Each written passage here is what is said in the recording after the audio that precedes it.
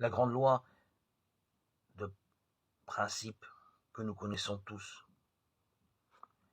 et que nous récoltions ce que nous avons semé et que les circonstances de notre vie dépendent des pensées que nous entretenons et de ce que nous croyons. C'est une loi universelle à laquelle nous adhérons tous. Elle s'avère juste sur tous les plans et dans tous les temps. Comme toute loi, elle est immuable, inflexible, impersonnelle. Lui obéir, c'est prendre la voie qui mène au ciel, la voie de l'harmonie.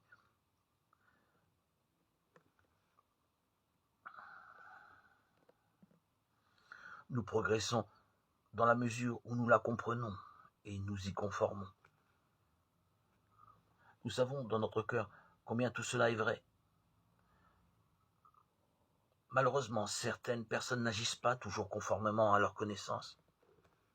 Ils essayent de se faire illusion en prétendant qu'ils peuvent impunément enfreindre cette loi universelle, cette connaissance que nous avons tous.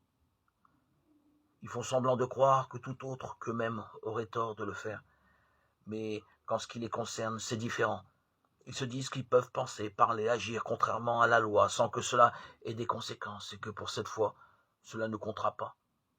Est-il une attitude plus ridicule, plus puérile que la leur? Ils se sont fait à leur usage personnel une grande loi élastique qui peut se plier et se tordre en tous sens sans comprendre que tout cela n'est que du prix de leur esprit. Heureusement, que cela nous plaise ou non, nous devons vivre sous la loi réelle et toutes les prétentions enfantines et les excuses fallacieuses n'y changeront rien. Vous êtes-vous fait aussi une loi élastique?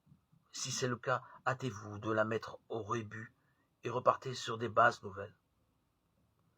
Ce qu'un homme aura semé en pensée, il le moissonnera aussi dans des situations et des faits bien précis qui se présenteront à lui.